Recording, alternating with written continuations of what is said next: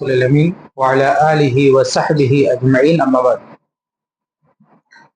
محترم حاضرین، سامعین، سامعات، جس موضوع پر کچھ باتیں رکھنے کی کوشش ہوگی وہ ہے اللہ کے نبی صلی اللہ علیہ وسلم کے صحابہ میں سے ایک عظیم صحابی زبیر بن العوام رضی اللہ عنہ۔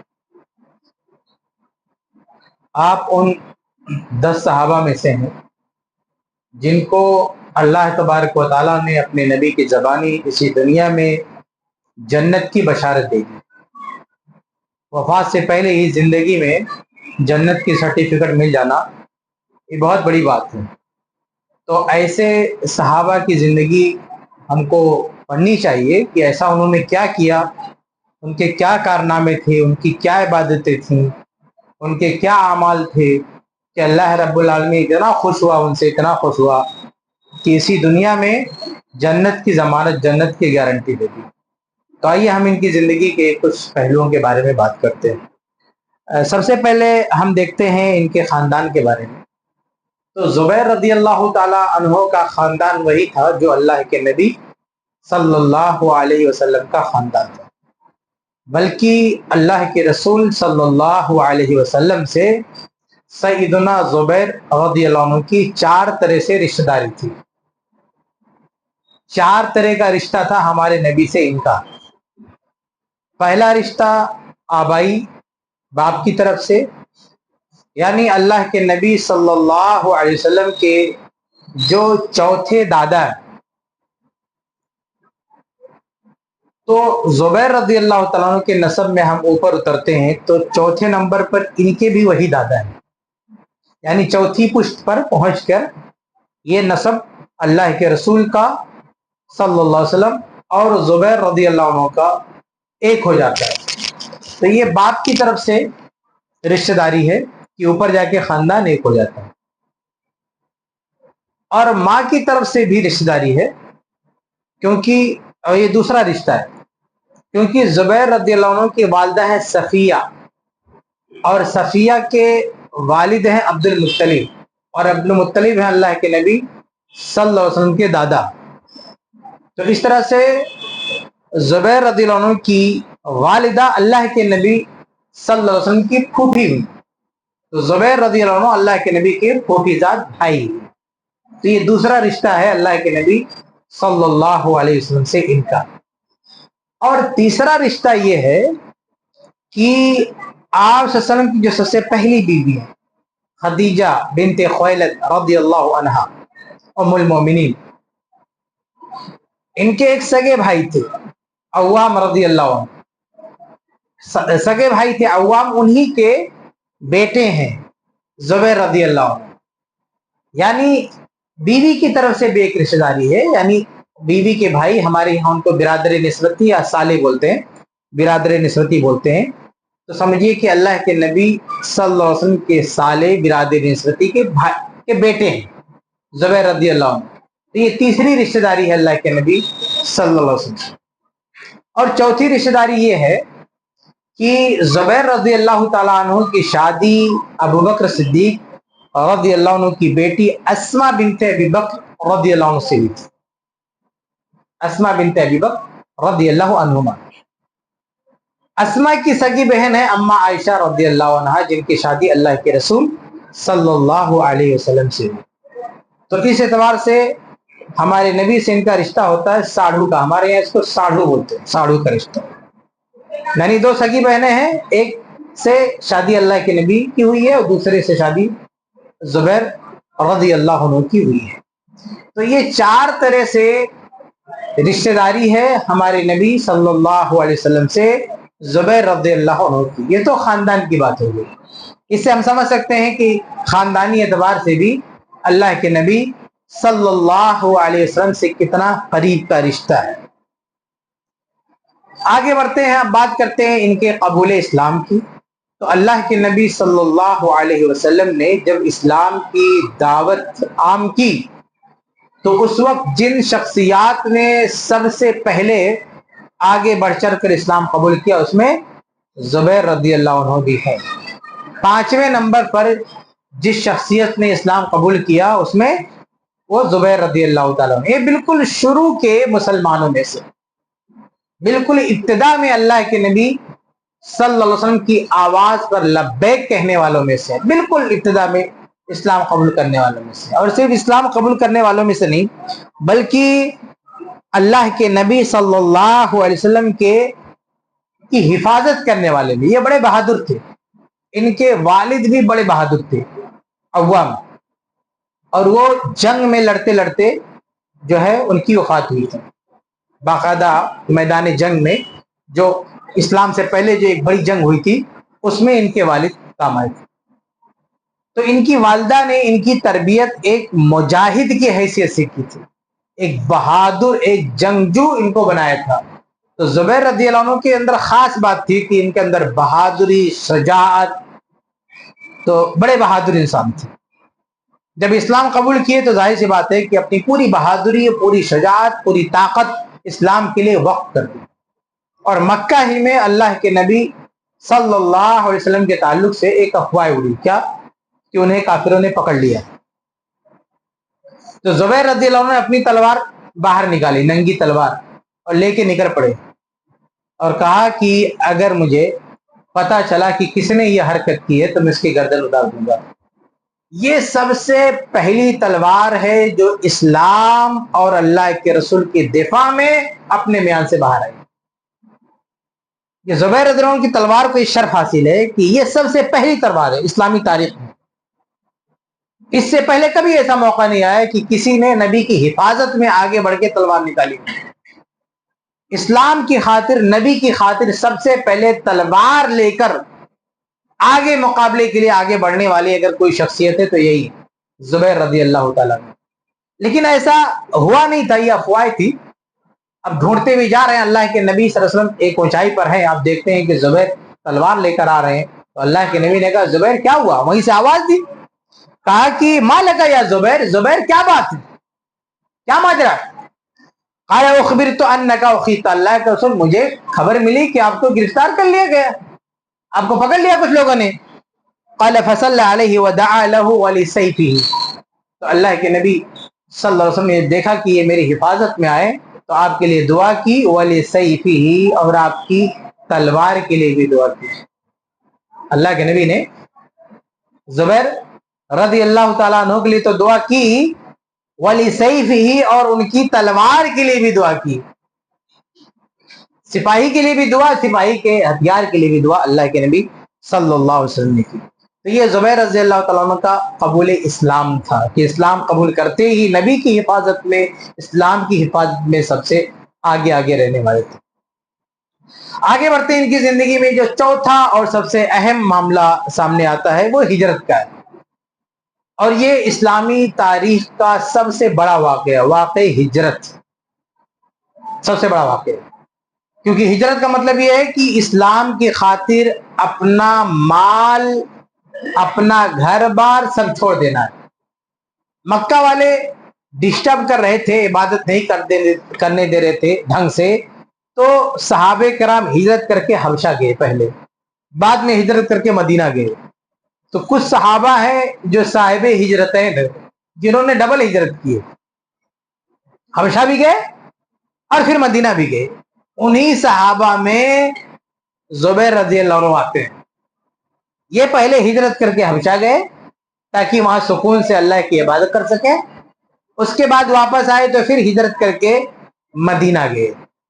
تو زبیر رضی اللہ تعالیٰ عنہ کی زندگی کا یہ سب سے اہم واقعہ، بلکہ تمام صحابہ کی زندگی کا سب سے اہم واقعہ ہجرت۔ اسی لیے عمر رضی اللہ تعالیٰ عنہ نے جب اپنا کیلنڈر، اسلامی کیلنڈر ڈیزائن کیا تو کہا کہ بھئی ہم اپنے کیلنڈر کا کیا ٹائٹل رکھیں، تو لوگوں نے بہت سارے مشورے دیے، لیکن جو مشورہ قبول کیا گیا وہ یہ کہ اس کیلنڈر کو ہجرت کا نام دیا جائے گا، کیونکہ ہجرت سے بڑا واقعہ اسلامی تاریخ میں کوئی نہیں ہے۔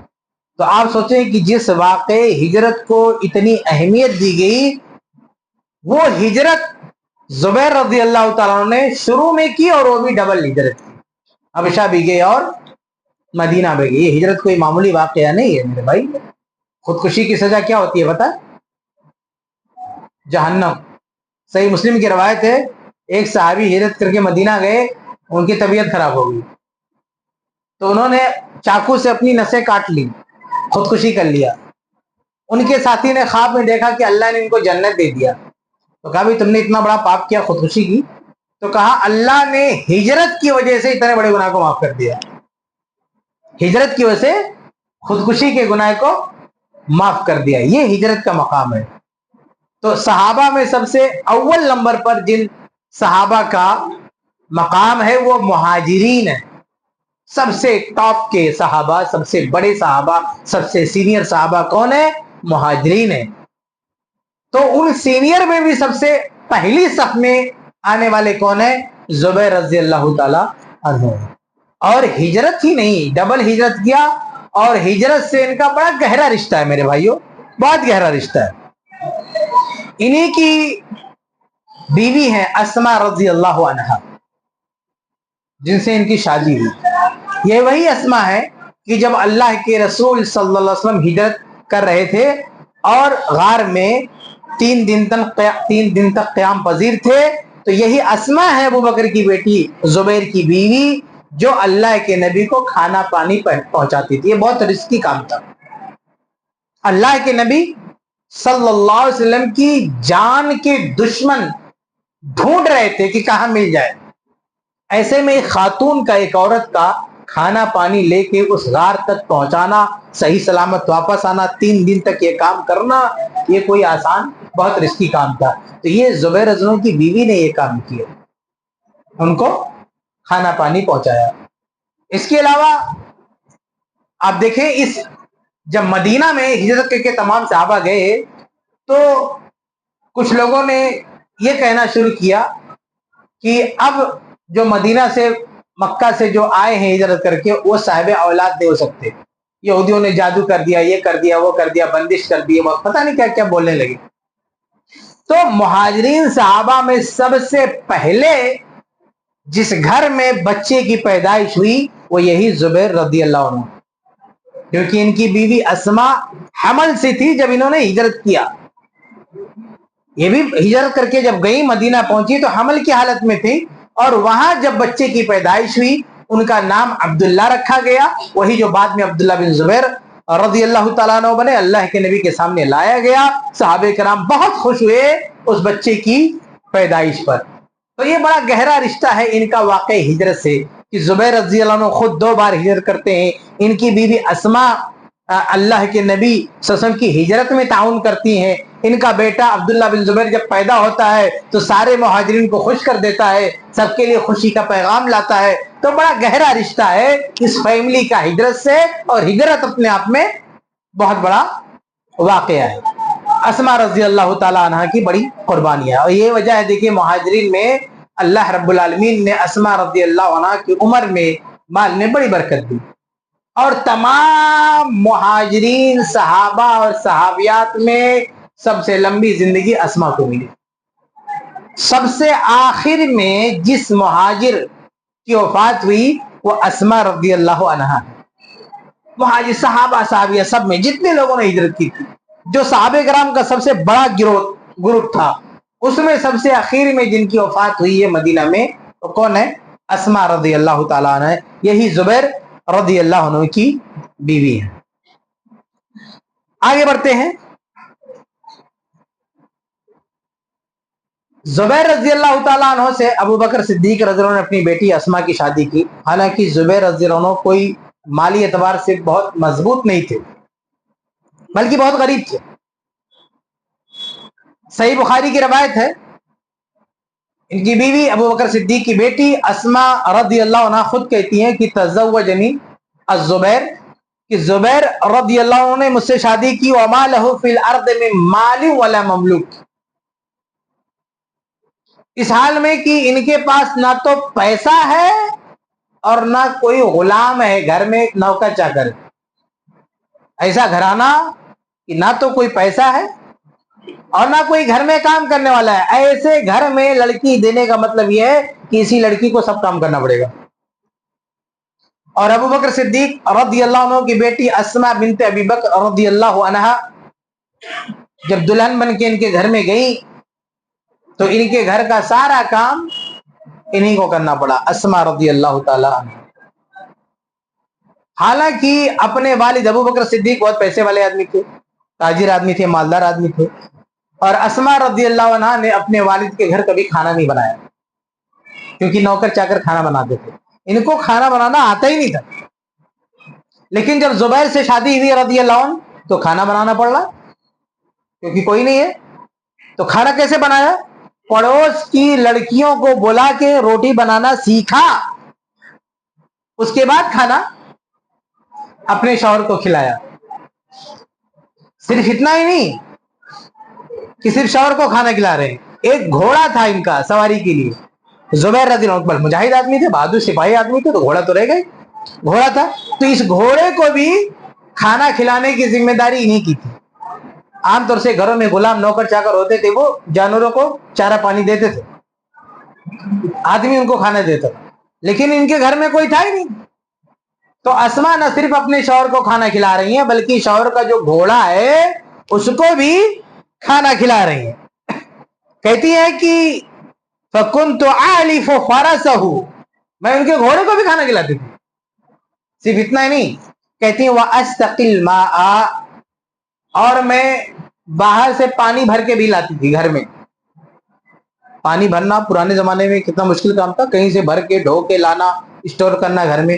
آج کے زمانے کے نا واٹر سپلائی، گھر میں ٹوٹی کھولو پانی آ رہا، ایسا نہیں تھا بھائی، برتن میں بھر کے کنویں سے نکال کے سر پہ لاد کے کندھے پہ لاد کے گھر پہ لانا ہوتا تھا۔ یہ پانی بھرنے کا کام کون کرتی تھی؟ یہی کرتی تھی۔ آپ سوچیں کہ کتنا کام کرنا پڑتا تھا۔ صرف اتنا ہی نہیں بلکہ باہر سے لکڑیاں ڈھو ڈھو کے لانا، کندھے پر یا سر پہ گٹھل باندھ کے لانا، یہ بھی نہیں کرنا پڑتا تھا۔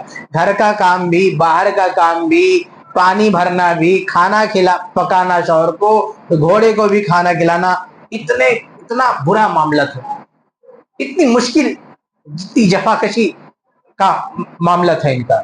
لیکن ان سب کے باوجود آپ دیکھیں اس پاک سیرت بیوی نے اپنے شوہر کے ساتھ وفاداری کی کیسی مثال قائم کی۔ ایک تو اپنے شوہر کے سامنے، اپنے والد کے سامنے اپنے شوہر کی شکایت نہیں کی۔ ابا سے نہیں کہا کہ ابا ہماری لائف اسٹائل کیا تھی، آپ نے ہمیں کہاں لا کے ڈال دیا، نہیں کہا۔ کیوں؟ کیونکہ زبیر رضی اللہ عنہ کے پاس گھر سے کچھ نہیں تھا، لیکن بہت بڑی چیز تھی، جنت کی سرٹیفکیٹ، جنتی صحابی ہیں، بہت بڑا جنت کی بشارت تو بعد ملی، لیکن وہ نیکی اور وہ تقوی، ابو بکر صدیق کی بصیرت آپ دیکھیں کہ ابو بکر صدیق رضی اللہ عنہ نے اندازہ کر لیا کہ یہ کتنا بہترین آدمی ہے، جس بندے کا انتخاب کیا آگے چل کر اللہ کے نبی نے جنت کی سرٹیفکیٹ دے دیا اس کو اللہ کے حکم سے۔ تو آپ دیکھیں کہ امت کا سب سے بڑا آدمی، نبی کے بعد سب سے بڑا آدمی ابو بکر صدیق ہے، اس نے اپنی بیٹی ایک ایسے آدمی کے ہاتھ میں دی جس کے پاس کچھ نہیں ہے۔ اس ٹائم تو جنت کی بشارت بھی نہیں ہے جب بیٹی کو دیا تو، لیکن محسوس کر لیا، فراست دے کے، ذہانت دے کے، آدمی کی پہچان دیکھے کہ آدمی اچھا ہے، اور بعد میں چل کے اتنا اچھا آدمی ہوا کہ جنت کی بشارت، جنت کی سرٹیفکیٹ اسی دنیا میں مل گئی۔ تو ابو بکر صدیق رضی اللہ عنہ نے دینداری کو ترجیح دیا۔ مال ان کے پاس بہت تھا، پیسہ ان کے پاس بہت تھا، بہت بڑے بڑے خاندان میں رشتہ ہو سکتا تھا، لیکن دیکھا یہ لڑکا نیک ہے، آدمی اچھا ہے، اس کو اپنی بیٹی کے حوالے کر دیا، اور بیٹی نے بھی اپنے شوہر کی کوئی شکایت نہیں کی۔ اتنا کام کاج کرنا پڑا لیکن سب کچھ صبر و ضبط سے کیا، نہ شوہر کی شکایت کی، نہ شوہر کی وفاداری میں کچھ کمی کیا۔ آج کی بیویاں کیا حال ہے؟ اگر شوہر کمانے میں، کھلانے میں کمزور ہو، کسی اور سے چکر شروع ہو جاتا ہے۔ اور اسما رضی اللہ عنہ کا معاملہ دیکھیں، ایک بار لکڑیاں لاد کے سر پہ لا رہی تھی، صحیح بخاری کی روایت ہے، راستے میں اللہ کے رسول صلی اللہ علیہ وسلم سے ملاقات ہوگی، اور اللہ کے نبی کی رشتہ دار لگتی تھی۔ میں نے بتایا نا شروع میں کہ اما عائشہ اللہ کے نبی کی بیوی ہیں، تو اسما کیا ہوئی؟ سالی لگتی ہیں۔ تو اللہ کے نبی صلی اللہ علیہ وسلم جب دیکھا تو آپ کو ترس آیا کہ بیچاری لکڑیاں ڈھو کے لاد کے لے جا رہی ہے، تو آپ نے اپنی سواری بٹھائی۔ اللہ کے رسول اکیلے نہیں تھے، آپ تھے، آپ کے ساتھ صحابہ بھی تھے، اپنی سواری بٹھائی۔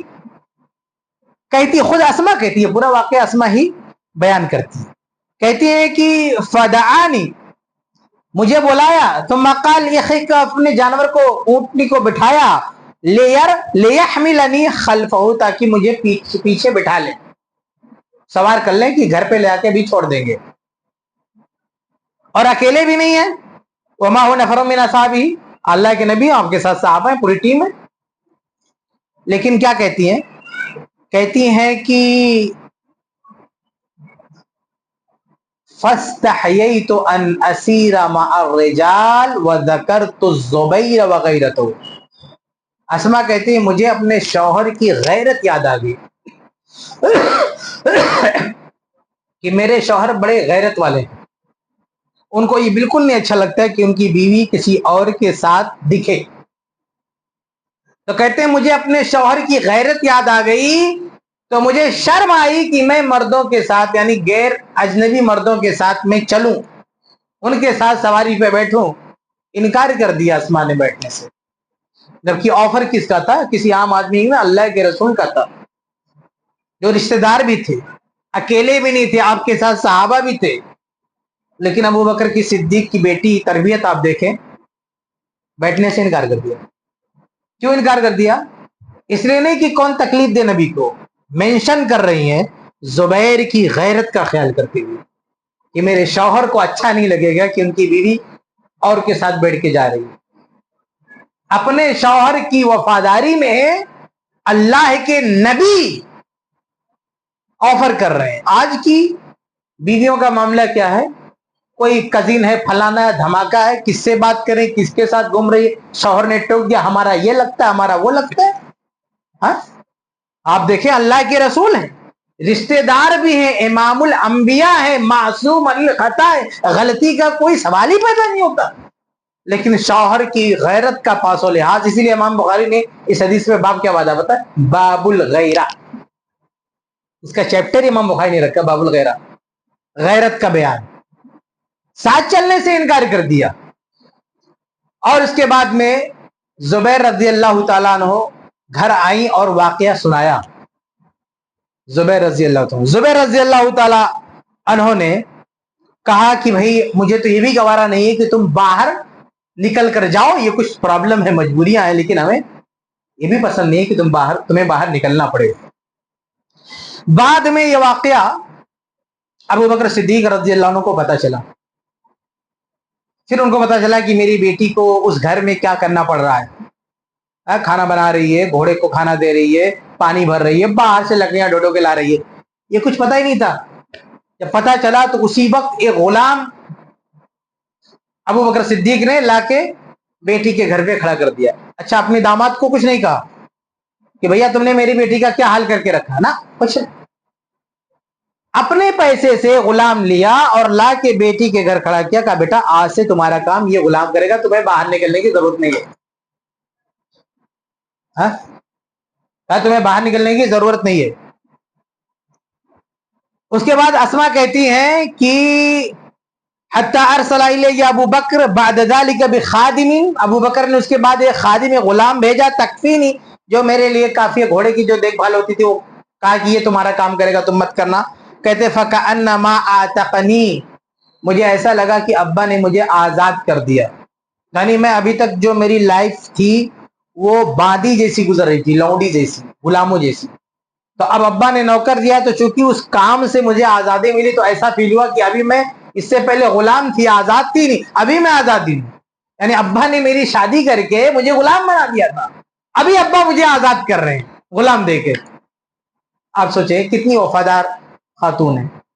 और इस वफादारी में जुबैर रज़ी अल्लाह अन्हु की शख्सियत का भी हिस्सा है, वो इस लायक हैं। जुबैर, एक अस्मा रज़ी अल्लाह ताला अन्हा का भी किरदार है, अबू बकर सिद्दीक रज़ी अल्लाह की परवरिश का भी मामला है, और खुद जुबैर रज़ी अल्लाह अन्हु इस लायक है, ऐसी शख्सियत है कि उनकी खातिर ऐसी वफादारी की मिसाल कायम की जाए।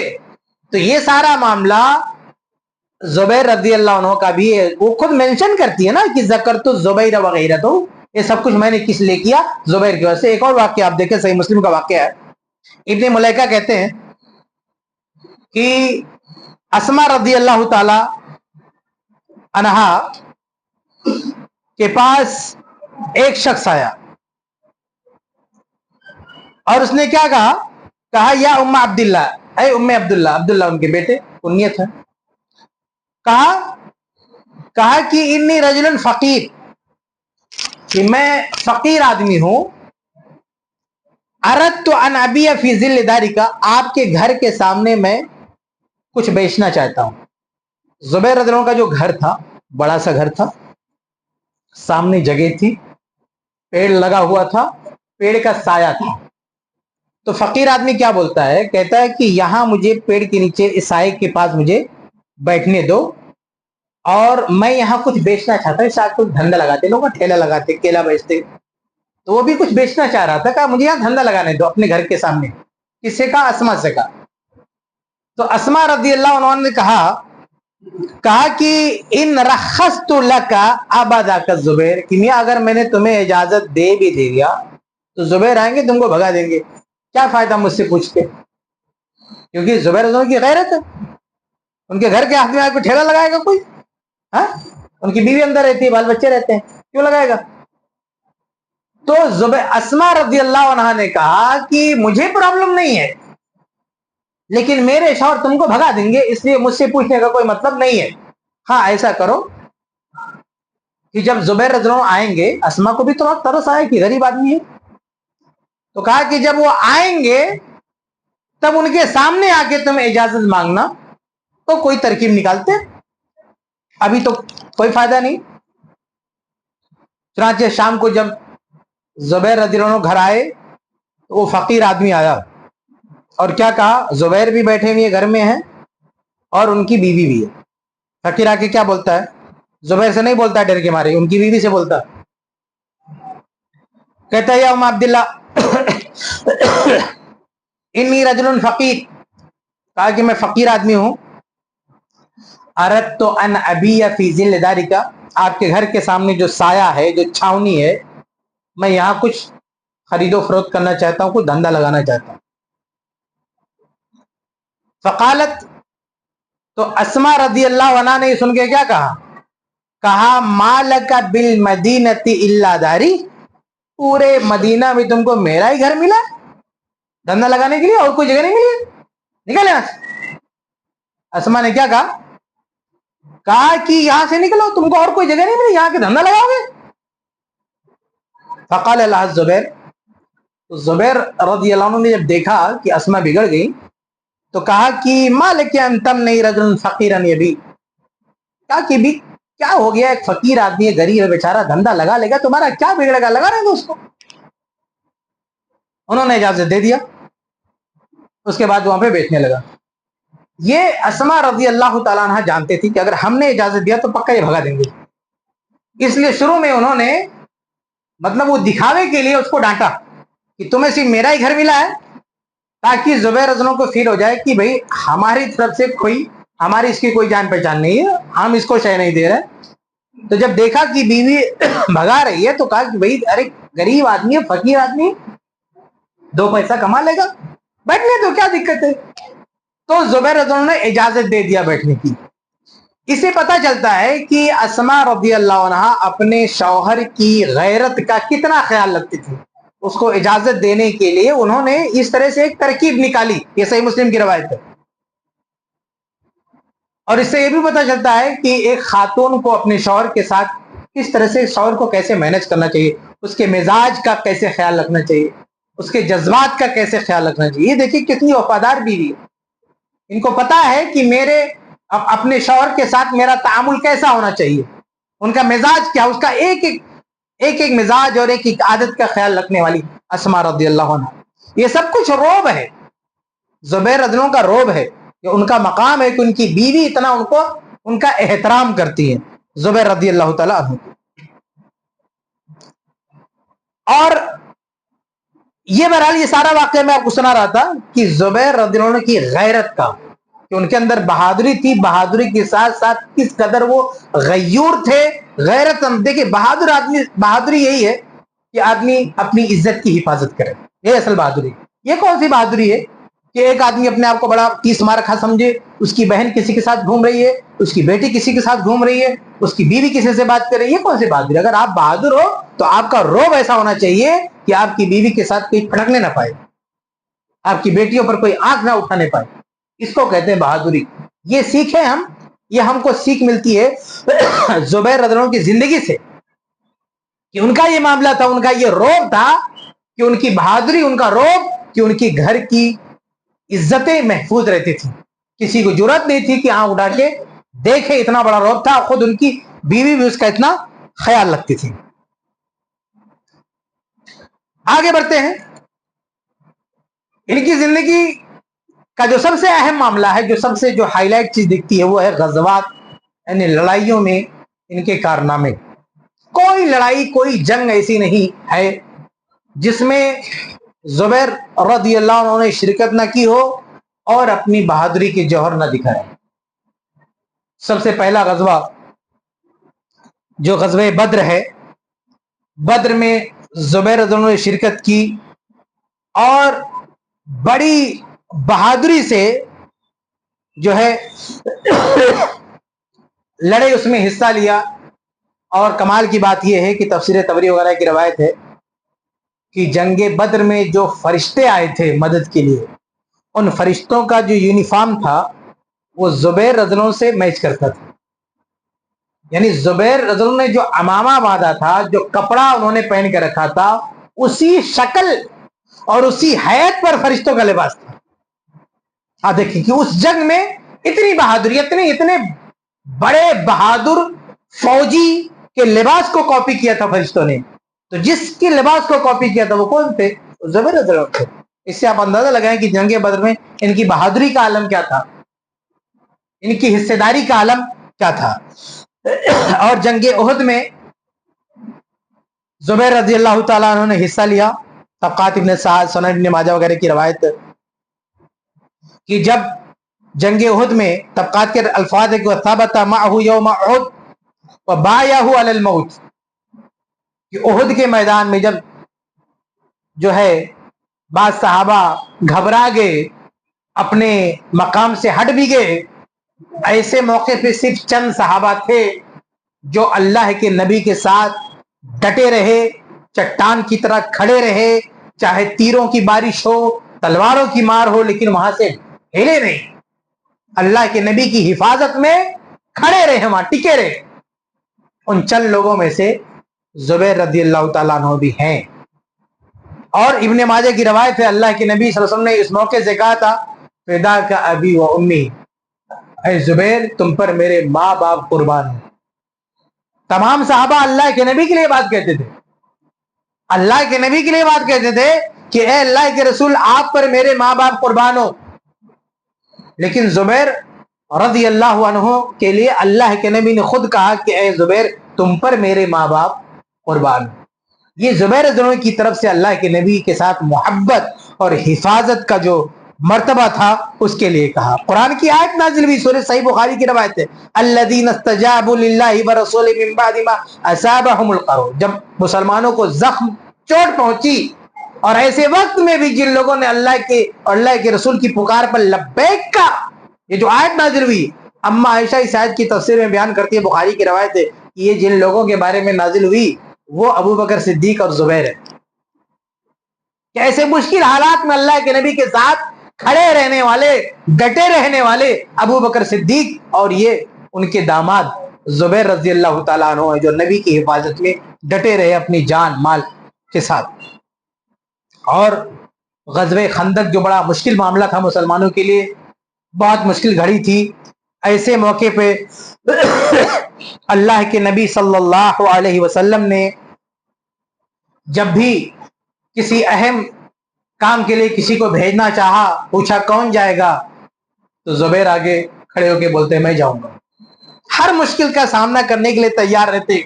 اور اسی موقع پہ صحیح بخاری کی روایت ہے اللہ کے رسول نے فرمایا تھا کہ لِكُلِّ نَبِيٍّ حَوَارِيٌّ وَحَوَارِي الزُّبَيْرِ, ہر نبی کا ایک محافظ ہوتا ہے, ایک باڈی گارڈ ہوتا ہے. میرا محافظ, میرا باڈی گارڈ یہ زبیر ہے.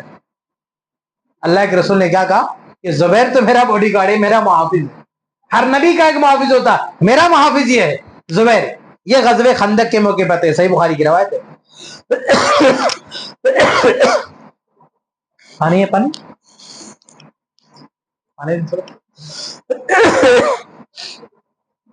نبی صلی اللہ علیہ وسلم نے فوج کو 3 حصوں میں تقسیم کیا تھا. فوج کے 3 کمانڈر تھے, ان میں سے ایک کون تھے یہ زبیر رضی اللہ تعالیٰ عنہ تھے۔ اس سے ہم سمجھ سکتے ہیں کہ جنگی حالات میں، غزوات کے دنوں ان کا کیا معاملہ رہتا تھا۔ ہر لڑائی میں، ہر غزوے میں زبیر رضی اللہ تعالیٰ عنہ پیش کھڑے ہیں، ایک بہت بڑے مجاہد کی طرح، بہت بڑے بہادر کی طرح سے وہ ہر میدان میں موجود تھے۔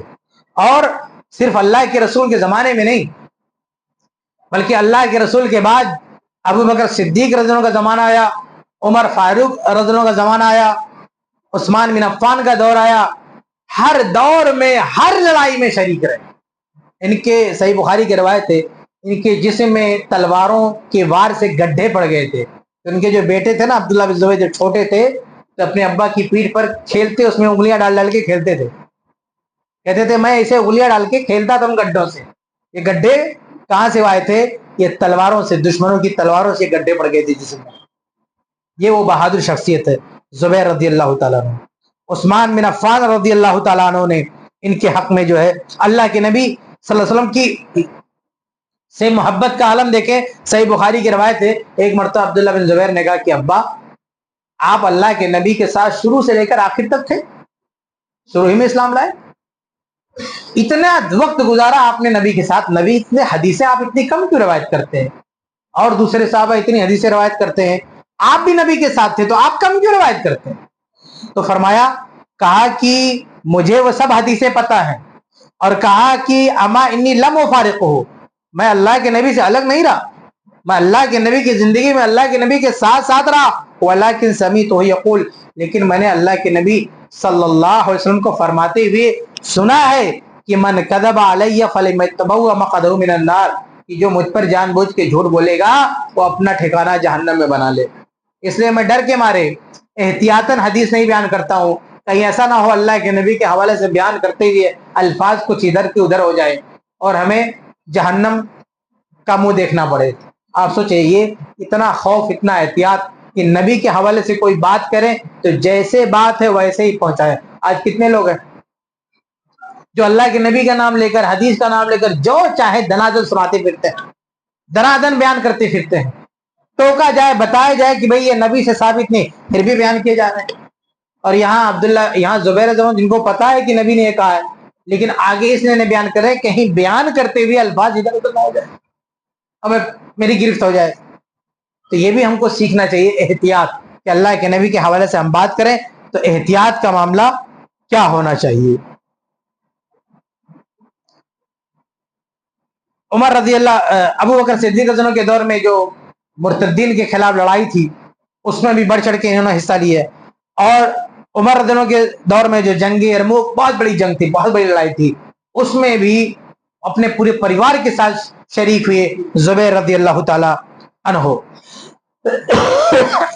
اور عمر رضی اللہ تعالیٰ عنہ کے جب آخری دور تھا، آخری وقت تھا، جب وہ شہید ہو گئے، تو شہادت کے بعد عمر رضی اللہ تعالیٰ عنہ نے کہا تھا کہ عشرہ مبشرہ میں جو 7 لوگ بچے ہوئے ہیں، اس میں سے 6 لوگوں کے حوالے کرتا ہوں کہ ان میں سے کوئی ایک خلیفہ بنے گا، یہ 6 لوگ مل کے آپس میں سے کسی کو بھی خلیفہ بنا دے، یہ 6 کے 6 سب کے سب خلیفہ بننے کے لائق ہیں۔ کل 10 صحابہ تھے، جس میں سے ابو بکر صدیق رضی اللہ عنہ چلے گئے، ابو عبیدہ رضی اللہ عنہ کا انتقال ہو گیا، اور عمر رضی اللہ عنہ بھی شہید ہو رہے ہیں۔ اس کے بعد 7 بچے، تو 7 میں ایک سعید رضی اللہ عنہ عمر فاروق کے بہنوئی تھے، رشتہ دار تھے، تو ان کو الگ کر دیا تاکہ یہ نہ رہے کہ اپنے رشتہ دار کو بھی بیچ میں رکھا ہے، حالانکہ وہ بھی اس کے مستحق تھے، لیکن رشتہ دار ہونے کی وجہ سے الگ کر دیا۔ باقی بچے 6، وہ 6 کون تھے؟ ان 6 میں عبد الرحمن بن عوف رضی اللہ عنہ، یہ زبیر رضی اللہ تعالیٰ عنہ، سعد رضی اللہ تعالیٰ عنہ، اور اسی طرح سے علی رضی اللہ تعالیٰ عنہ، عثمان رضی اللہ تعالیٰ عنہ، طلحہ رضی اللہ عنہ۔ یہ 6 صحابہ تھے عشرہ مبشرہ، جن کے بارے میں کہا تھا عمر رضی اللہ تعالیٰ عنہ کہ میرے بعد یہ 6 لوگ مل کے آپس میں کسی کو بھی خلیفہ بنا دے، ان 6 میں سے ہر شخص خلیفہ بننے کے لائق ہے۔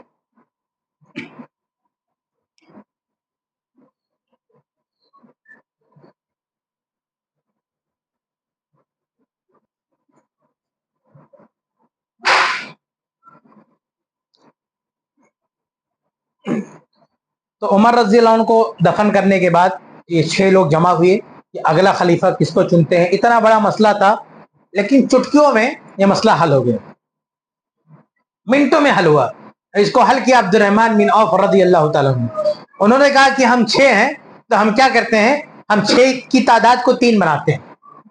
تو کہا کہ 3 لوگ اپنا اپنا حق کسی اور کو سونپ کے کنارے ہو جاؤ. یہ عبد الرحمن بن عوف نے کہا. تو سعد رضی اللہ عنہ نے کہا کہ میں اپنا معاملہ عبد الرحمن بن عوف کے سپرد کرتا ہوں. وہ کنارے ہٹ گئے. اچھا, سب سے پہلے زبیر ہٹے. ان 6 میں مسئلہ کیا تھا؟ خلافت کا تھا, کرسی کا تھا, عہدے کا تھا. اور زبیر رضی اللہ عنہ بھی بن سکتے تھے, لیکن جب عبد الرحمن بن عوف نے کہا کہ 3 لوگ الگ ہو جائیں, باقی 3 کو لے کے ہم فیصلہ کریں گے, تو سب سے پہلے پیچھے ہٹنے والے, اپنے آپ کو خلافت سے الگ کرنے والے 6 میں سے کون تھے؟ یہی زبیر رضی اللہ تعالیٰ عنہ تھے. سب سے پہلے یہ پیچھے ہٹے, بولے مجھے خلیفہ نہیں بننا ہے, آپ لوگ سنبھالو. صرف یہ نہیں پیچھے ہٹے, بلکہ کہا کہ میں اپنا پورا معاملہ علی رضی اللہ عنہ کے حوالے کرتا ہوں. یہ صحیح بخاری کی روایت ہے, یہ صحیح بخاری کی روایت ہے. انہوں نے کہا کہ میں اپنا معاملہ علی رضی اللہ عنہ کے حوالے کرتا ہوں. کہا کہ علی رضی اللہ تعالیٰ عنہ جو کہیں گے میں اسے تسلیم کرنے کے لیے تیار ہوں. ان کے الفاظ ہیں, دیکھیں صحیح بخاری کے الفاظ ہیں, حدیث نمبر 3700. فقال الزبیر قد جعلت امری الی علی. سب سے پہلے انہوں نے کہا کہ میں اپنا معاملہ علی رضی اللہ عنہ کے حوالے کرتا ہوں. سعد بن ابی وقاص نے کہا میں اپنا معاملہ عبد الرحمن بن عوف کے حوالے کرتا ہوں. اور طلحہ رضی اللہ عنہ نے کہا کہ میں اپنا معاملہ عثمان بن عفان کے حوالے کرتا ہوں. یہ کہہ کے یہ تینوں الگ ہو گئے. کون؟ سعد بن وقاص, طلحہ, زبیر, یہ تینوں الگ ہو گئے. باقی بچے 3 کون؟ علی رضی اللہ عنہ, عثمان رضی اللہ عنہ اور عبد الرحمن بن عوف. عبد الرحمن بن عوف پیچھے ہٹ گئے. اب باقی بچے 2, عثمان اور علی. اس میں عثمان بن عفان کا ہاتھ پکڑا عبد الرحمن بن عوف نے اور کہا ان کے ہاتھ پہ سب بیعت کرو, اور وہ خلیفہ بن گئے. منٹوں میں یہ مسئلہ سولو ہو گیا, اتنی خوبصورتی کے ساتھ. اس میں سب سے پہلے جس نے اپنی قربانی دی اور اپنے آپ کو پیچھے کیا وہ کون تھے؟ زبیر رضی اللہ عنہ. پوری زندگی بہادری سے لڑے, ہر دشمن کا سامنا کیا, لیکن کبھی بھی عہدے کی لالچ نہیں کیا, کبھی بھی امارت و خلافت کی لالچ نہیں کیا, کبھی بھی. ان کے بیٹے عبداللہ بن زبیر کا بیان ہے, صحیح بخاری کی روایت ہے کہ میرے ابا نے کبھی بھی امارت کے پیچھے, کبھی بھی عہدے کے پیچھے نہیں گئے, میرے والد محترم. تو یہ ہے زبیر رضی اللہ تعالیٰ عنہ. اس کے بعد عثمان بن عفان کے دور میں بھی, پورے دور خلافت میں بھی وہ بہادری کے ساتھ جنگوں میں شریک ہوتے رہے, یہاں تک کہ وہ وقت آتا ہے کہ عثمان رضی اللہ عنہ کو شہید کر دیا جاتا ہے. اور شہادت کے بعد جو ظالم اور جو اسلام کے دشمن یہ کام کرتے ہیں, زبیر رضی اللہ تعالیٰ عنہ, اما عائشہ, طلحہ, یہ سب کھڑے ہو جاتے ہیں اور کہتے ہیں کہ ہم ان کو دھول چٹا دیں گے, ہم ان کو ان کے انجام تک پہنچائیں گے. ہم نے ایک ایک دشمن کو جو ہے ان کو ان کی اوقات یاد دلائی ہے. ان کی یہ مجال کہ ہمارے خلیفہ کو قتل کرتے. اس کے بعد علی رضی اللہ تعالیٰ خلیفہ بنے, لیکن یہ صحابہ اس موقع پر ڈٹے تھے کہ جب تک ان قاتلوں کو ان کے انجام تک نہیں پہنچایا جاتا ہم کوئی اور کام کرنے والے نہیں. سب سے پہلے عثمان بن عفان کے قاتلوں کو ان کے انجام کو پہنچایا جائے. اور اسی مسئلے کو لے کر علی رضی اللہ تعالیٰ عنہ سے ان کا اختلاف بھی ہو گیا. حالانکہ ابھی بخاری کی روایت میں نے آپ کو سنائی, جب عبد الرحمن بن عوف نے کہا کہ 3 لوگ الگ ہو جائیں تو سب سے پہلے زبیر رضی اللہ عنہ الگ ہوئے, اور کس کا نام لیا؟ علی کا نام لیا. کہا میرا معاملہ علی کے سپرد ہے. تو زبیر اور علی میں کوئی دشمنی نہیں تھی, دونوں رشتہ دار بھی تو تھے. صفیہ کے بیٹے ہیں زبیر رضی اللہ عنہ, اور ابو طالب کے بیٹے ہیں جو ہے علی رضی اللہ عنہ. پھوپھیزاد بھائی لگتے ہیں, رشتہ دار لگتے ہیں, کوئی دشمنی نہیں, خاندانی قربت ہے, آپس میں محبت ہے. عثمان رضی اللہ عنہ کے خلیفہ بنتے وقت جو ہے کہا کہ علی جو کہے میں ماننے کے لیے تیار ہوں, لیکن اس موڑ پہ آ کے اختلاف ہو جاتا ہے.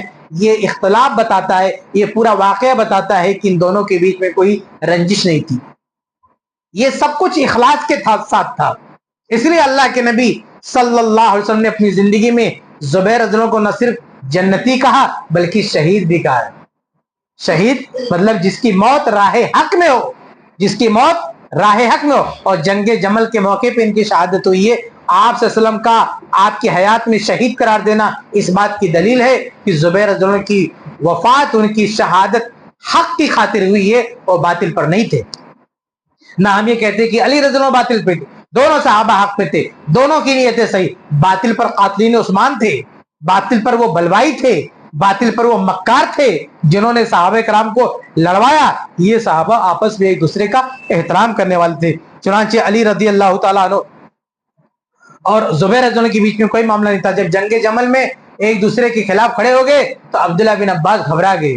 طبقات ابن سعد کی روایت ہے، وہ زبیر رضی اللہ عنہ کے پاس آتے ہیں میدان جنگ میں، جنگ جمل میں، اور کہتے ہیں اے زبیر، آپ کی تلوار نے اچھے اچھوں کو دھول چٹایا ہے، اچھے اچھے لوگوں کی گردنیں اتاری ہیں، آج کہیں یہ تلوار علی پر چل گئی تو کیا حال ہوگا، اس لیے آپ اللہ کے واسطے یہاں سے چلے جائیں۔ یہ عبداللہ بن عباس نے پہلے علی کو سمجھایا جا کے، کہا مت چلو لڑنے کے لیے، اس کے بعد آ کے ادھر دونوں کو سمجھایا۔ عبداللہ بن عباس دونوں سے کہہ رہے تھے مت لڑو آپس میں، یہ ٹھیک نہیں ہے، پہلے علی کو سمجھایا اور اس کے بعد آ کے ان کو سمجھایا، کس کو؟ زبیر رضی اللہ عنہ کو۔ جب یہ سنا زبیر رضی اللہ تعالیٰ نے تو جنگ سے ہٹ گئے، یعنی میدان لڑائی کے میدان سے کنارے ہو گئے، واپس آ گئے، بولے نہیں ہمیں نہیں لڑنا ہے آپس میں۔ عبداللہ بن عباس کے سمجھانے پہ وہ میدان چھوڑ چکے تھے، لیکن ایک بدبخت، ایک خارجی نے پیچھے سے چپکے سے ان پہ حملہ کیا اور ان کو شہید کر دیا۔ کوئی کسی ماں نے ایسا بچہ نہیں جنم دیا تھا جو سامنے آ کے وار کرتا، اتنے بہادر تھے، لیکن دھوکہ سے، پیچھے سے، جب یہ میدان جنگ چھوڑ کے جا رہے تھے، گھر جا رہے تھے، چھپا ہوا تھا نالائق وہ راستے میں، چپکے سے آ کے مار دیتا ہے اور دھوکے سے آپ کو قتل کر دیتا ہے زبیر رضی اللہ تعالیٰ عنہ کو۔ اس طرح سے زبیر رضی اللہ عنہ کی شہادت ہوتی ہے، اور ان کی شہادت کے بعد میرے بھائیو آخری بات ذکر کر کے بات ختم کرتا ہوں۔ ان کی شہادت کے بعد ان کا جو ترکہ تھا، صحیح بخاری کی روایت ہے کہ سب سے زیادہ دولت انہوں نے چھوڑی تھی۔ صحابہ میں سب سے مالدار کون تھے؟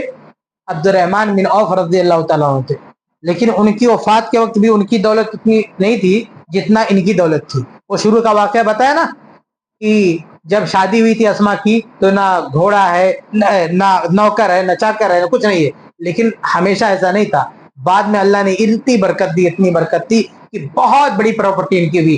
ہر اسٹیٹ میں ان کے گھر ہوا کرتے تھے، مصر میں، شام میں، یمن میں، مدینہ میں، مکہ میں، ہر جگہ ان کی پراپرٹی ہوتی۔ اللہ نے بے شمار دولت دی، بے شمار دولت ان کو، زبیر رضی اللہ تعالیٰ کو۔ تو جب یہ فوت ہوئے تو ان کا ترکہ بہت زیادہ تھا، عبد الرحمن بن عوف سے بھی زیادہ تھا، اور زیادہ ہونے کی ایک وجہ یہ بھی تھی کہ ان کے پاس امانتیں لوگ رکھتے تھے۔ تو اس امانتوں کے حوالے سے میں آخری بات جو ہے پوائنٹ آؤٹ کرنا چاہتا ہوں کہ اس میں زبیر رضی اللہ عنہ کی فضیلت معلوم ہوتی ہے کہ اللہ کے نبی کے زمانے میں، اس زمانے میں کوئی بینک نہیں ہوتا تھا، لوگ سیونگ کیسے کرتے تھے؟ اپنے پیسے کہاں رکھتے تھے؟ ایسے آدمی کے پاس رکھتے تھے جو بہادر بھی ہو اور ایماندار بھی ہو۔ بہادر اس لیے ڈھونڈتے تھے تاکہ اس سے کوئی چھین نہ پائے، چوری نہ کرنے پائے، اور ایماندار اس لیے تاکہ آدمی خود نہ ادھر ادھر کر دے۔ تو زبیر رضی اللہ تعالیٰ جو کہ بڑے بہادر تھے، بڑے بڑے لوگ ان سے کانپتے تھے، اچھے خاصے لوگ، اس لیے سارے لوگ جا کے اپنا پیسہ انہیں کے پاس رکھتے تھے کہ رکھو اور جب ہم کو ضرورت پڑے گی تو لیں گے۔ تو زبیر رضی اللہ کے پاس اتنے لوگ لا کے جمع کر دیے، وہ پریشان ہو گئے، بولے کہ اتنا میں کیسے حفاظت کروں گا؟ ایسا کرو تم لوگ مجھے قرض دے دو، میں کہیں لگا دیتا ہوں۔ قرض کا مطلب کیا ہوا؟ میں یوز کر سکتا ہوں۔ امانت دو گے تو میں یوز نہیں کر سکتا، جو گٹھری لا کے دے رہا ہوں وہی مجھے لوٹانا پڑے گا۔ تو ایسا کرو یہ گٹھری مجھے قرضہ دے دو۔ قرضہ دینے کا مطلب یہ کہ میں اس کو استعمال کروں گا، جب تم کو چاہیے میں بیچ کے دے دوں گا۔ تو انہوں نے اس کا طریقہ نکالا کہ الگ الگ زمینیں خرید لی، انویسٹ کر دیا، تو زمین لے کے کون بھاگے گا؟ تو جب تمہیں چاہیے گا تو ہم لا کے آپ کو دے دیں گے۔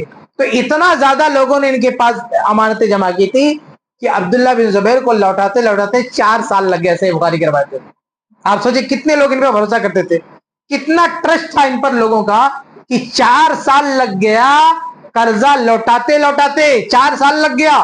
تمام صحابہ اور تابعین میں یہ اکیلی مثال ہے کہ جن کی وفات کے بعد 4 سال کے بعد وراثت تقسیم ہوئی، ورنہ فوراً وراثت تقسیم ہوتی تھی، وفات ہوتی تھی وراثت فوراً تقسیم ہوتی تھی۔ یہی ایک اکیلا کیس ہے کہ وراثت کے 4 سال تک وراثت تقسیم نہیں، کیونکہ 4 سال لگ گیا قرضہ بانٹتے بانٹتے، کیونکہ کوئی قرضہ دے کے جا کے مصر میں آباد ہے، کوئی جا کے یمن میں چلا گیا ہے، کوئی یہاں چلا گیا ہے۔ تو حج کے موقع پر وہ سب واپس آتے تھے، کھوج خبر ہوتی تھی، کمیونیکیشن ہوتا تھا، ٹیلی فون تو تھا نہیں، پٹ سے فون کر دیا، سب کو میسج دینے میں، پہنچانے میں پورا 4 سال لگ گیا، اور 4 سال کے بعد انہوں نے پورا قرضہ ادا کیا، اور اس کے بعد وراثت تقسیم ہوئی۔ اس سے پتہ چلتا ہے وہ کتنے ایماندار تھے اور کتنے بہادر تھے۔ تو یہ چند باتیں تھیں زبیر رضی اللہ تعالیٰ عنہ کے تعلق سے، ان کی زندگی کے حوالے سے کہ کس طرح سے اللہ کے نبی سے ان کی قربت تھی، ان کے خاندان کا معاملہ، نبی کے ساتھ ان کی رشتہ داری، ان کا ہجرت کا واقعہ، غزوات میں ان کی شرکت، ان کی ایمانداری، ان کی غیرت اور ان کا جو ہے تقوی، اور انہی ساری چیزوں کی وجہ سے اللہ رب العالمین نے اسی دنیا میں انہیں جنت کی بشارت دی۔ اللہ سے دعا ہے اللہ تعالی ہم سب کو صحابہ کرام کی اسوے پر اور ان کے منہج پر چلنے کی توفیق عطا فرمائے، آمین یا رب العالمین۔